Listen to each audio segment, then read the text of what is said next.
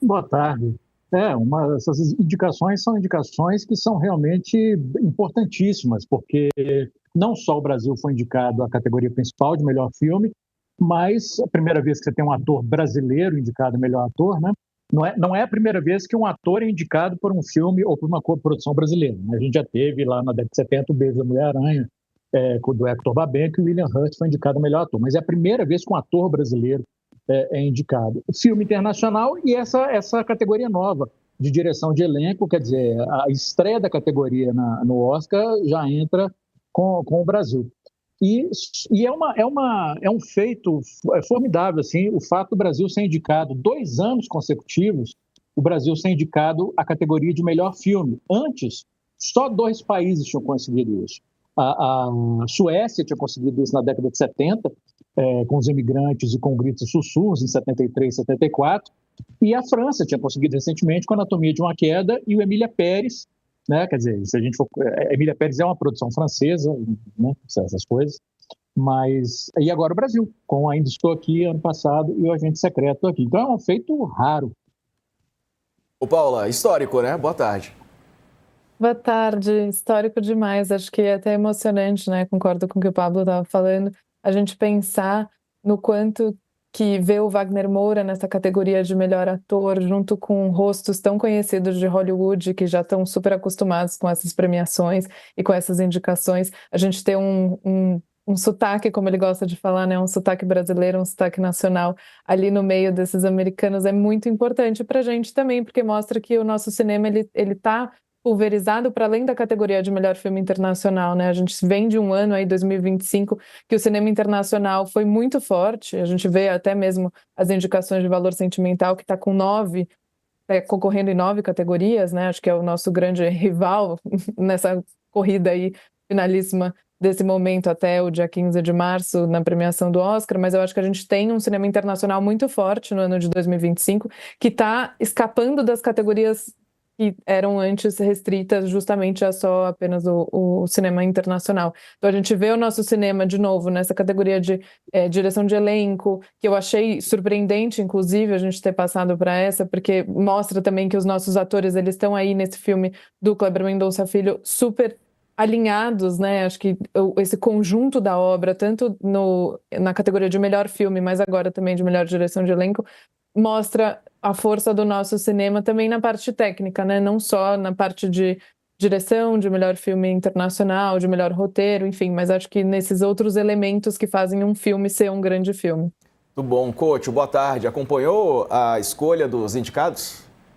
Mas é claro, o Diego, você hoje está bem contente, né? Finalmente conseguiu trazer boas notícias para a gente. Hoje é um Chegaram. dia histórico, mais um para o cinema brasileiro e para todos nós brasileiros. Eu sinto no ar aí novamente um clima de Copa do Mundo, sabe? E por falar em Copa do Mundo, o Brasil chegou pela segunda vez seguida, como o Pablo falou, à final do Oscar, né? E o Brasil só tinha conseguido isso no futebol uma vez, em 58, 62, disputou 2 finais, ganhou, foi bicampeão do mundo com Garrincha e Pelé. Faz muito tempo, não é do tempo de vocês.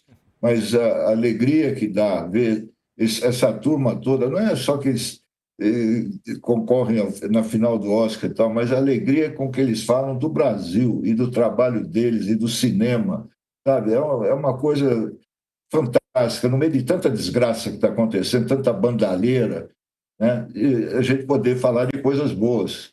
Eu não vi o filme ainda, eu tenho dificuldade para andar, é muito difícil para ir no cinema, mas por tudo que eu já li, eu acho que nós temos grandes chances, sabe?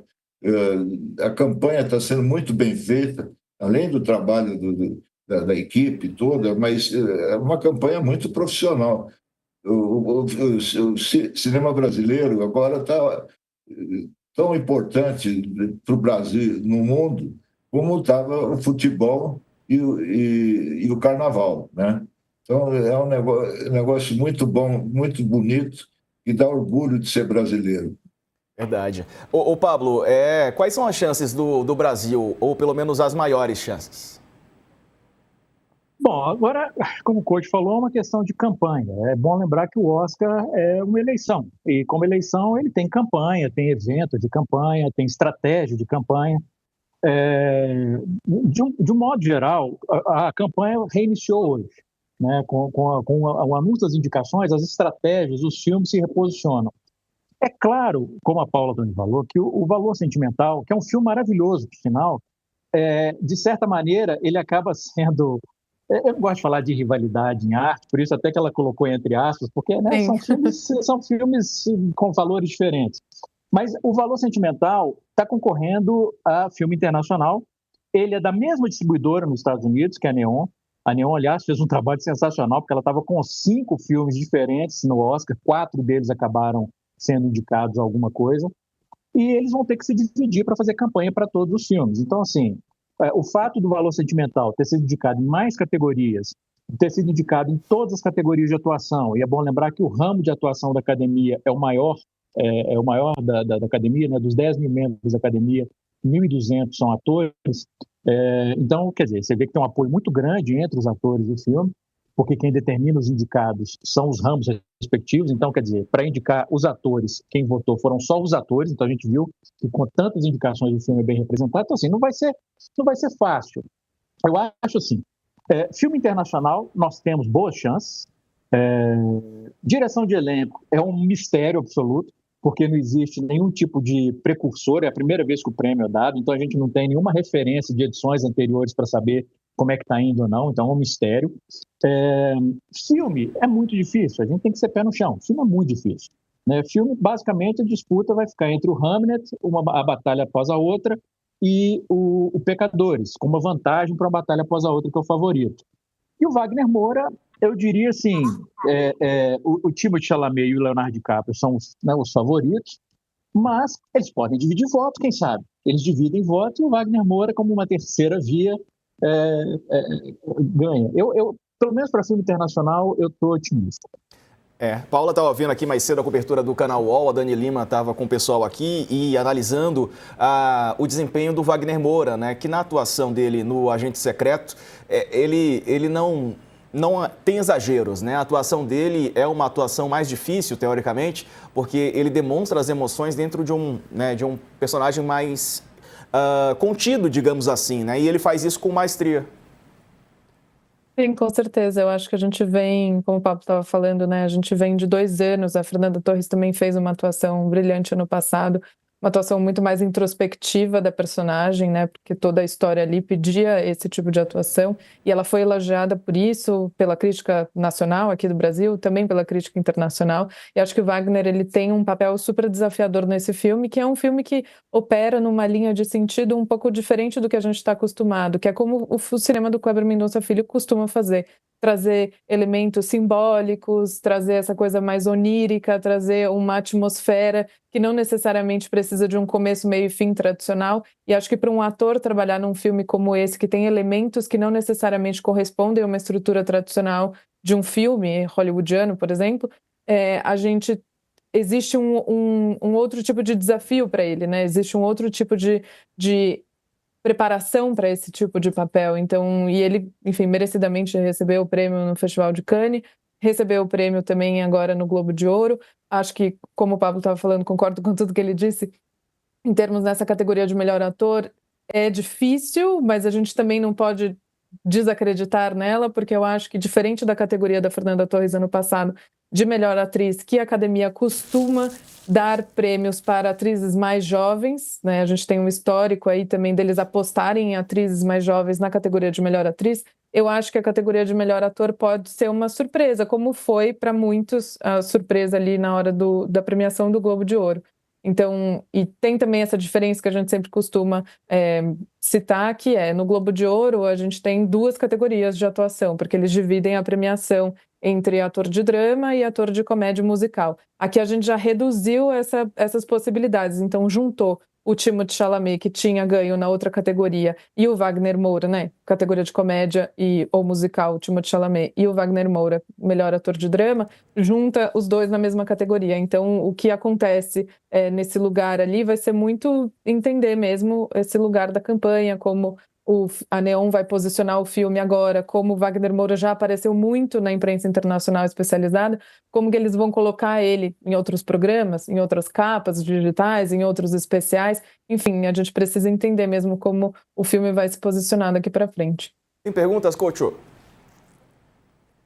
Eu queria saber dos dois, o que fez o filme O Agente Secreto ser tão bem visto e entendido no exterior? Porque a gente imagina que uma história bem local, né, bem brasileira, bem do Recife, né, teria dificuldade de ser compreendido em outros países. O que vocês acham? Qual foi o ponto do filme que mexeu tanto com as pessoas a ponto de levar o filme para as finais do Oscar? Pablo. Não, é engraçado essa questão das particularidades do filme, porque existe uma realidade muito grande, eu acho que na arte, de modo geral, não só no cinema, que muitas vezes as obras mais particulares, mais específicas, acabam sendo as mais universais, porque a gente consegue identificar com o que está na tela. Eu assisti ao filme em Cannes, na primeira sessão do filme, e depois, conversando com outros críticos de outros países, eu lembro que eu estava conversando com um crítico, eu acho que era um crítico francês, agora eu não lembro se era francês ou alemão, e ele me disse assim, olha, tem coisa que eu sei que eu não peguei no filme, que eu percebi assim, que quando eu vi os brasileiros na sala riam aqui, riam ali, eu sabia que estava acontecendo uma coisa que eu não estava entendendo. Mas a atmosfera de apreensão, a atmosfera desse absurdo que é um país viver sob uma ditadura militar, em que você tem... E isso o Kleber estabelece desde o início, quando você vê os guardas chegam lá, eles não estão nem aí para o cadáver. Essa é a primeira cena, tá, gente? Então não é um spoiler para quem não viu ainda. Mas tem um cadáver, eles não estão preocupados com o cadáver, eles estão preocupados em arrancar um suborno qualquer do cara lá. Então, essa corrupção generalizada, essa falta de lei, de ética, de moral num país que vive sob um regime fascista, qualquer um consegue identificar isso, né? E principalmente, Couto, é bom lembrar isso, assim, para o público norte-americano, infelizmente, o agente secreto acaba sendo muito atual por se passar justamente sob um regime autoritário, né? É fácil eles enxergarem o agente secreto não só como uma história de suspense, um filme com toques de gênero, em alguns aspectos um conto de moralidade, mas também como um alerta. Então, eu acho que dentro disso, por esses aspectos, o filme acabou ganhando muita força com o público internacional.